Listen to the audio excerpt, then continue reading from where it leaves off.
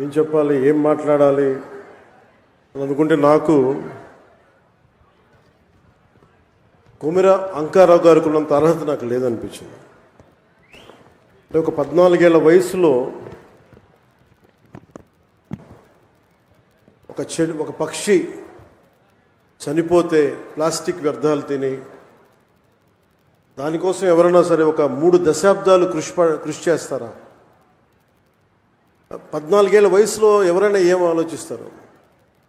ఆడుతా పాడుతూ తిరుగుదామని, అటు ఇటు తిరుగుదాం అనుకుంటారు. కానీ పర్యావరణం గురించి ఆలోచించే స్థాయిలో ఉన్నారు అంటే ముందుగా కొమిర అంకారావు గారిని ఈ కార్యక్రమానికి విశిష్ట అతిథిగా పిలిచినందుకు మనస్ఫూర్తిగా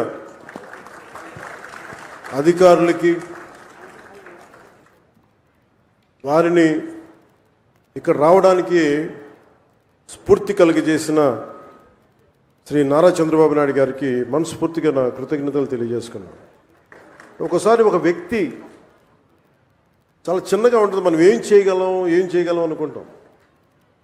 నాకు ఆయన్ని గురించి చదువుతూ ఉంటే ఒక నల్లమల పరిరక్షణ కోసం ఆయన పడ్డ తపన, గత కొన్ని సంవత్సరాలుగా ఆయన కొన్ని దశాబ్దాలు 3 దశాబ్దాలుగా ఆయన చేస్తున్న కృషి చాలా ఇన్స్పిరేషన్ అనిపించింది.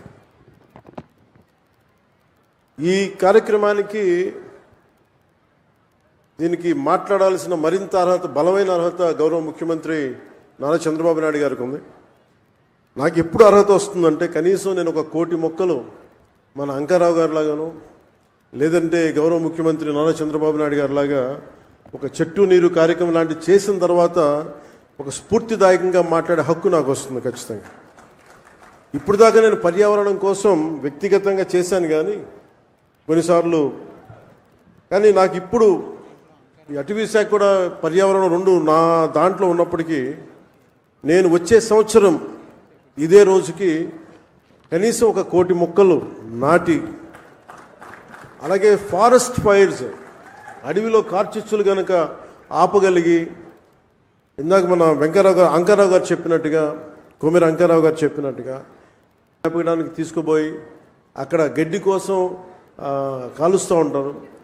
వారికి కొంత అవగాహన సదస్సులు పెంచి వచ్చే సంవత్సరం ఇదే సమయానికి మనస్ఫూర్తిగా మీతోటి అనుభవంతో మాట్లాడతాను. ఒక అటవీ శాఖ మంత్రిగా కావచ్చు, పర్యావరణ శాఖ మంత్రిగా కావచ్చు. అలాగే ఒక్క వాక్యం చెప్పి నేను ముగిస్తాను. చెట్టు అదేదో మనకు ఒక ఆశయమో దాని కొద్ది, ఇది చెట్టు మనకు ఆధారం. కేవలం పక్షులకి వీటికే కాదు, ప్రతి ఒక్కరికి చెట్టు లేని జీవితాన్ని ఊహించుకోండి. ఇదివరకు మనం పెరిగేటప్పుడు ఒక 30 సంవత్సరాల క్రితం ఎవరన్నా మా ఇంటికి వెళ్ళాలి అంటే అక్కడ పెద్ద మర్రి చెట్టు ఉంటుంది. ఆ మర్రి చెట్టు నుంచి కుడి చేతిలోకి వెళ్తే ఇది దారి ఉంటుంది. ఎవరిని ఫ్రెండ్ ఇల్లు తెలియాలంటే ఎలారా మీ ఇంటికి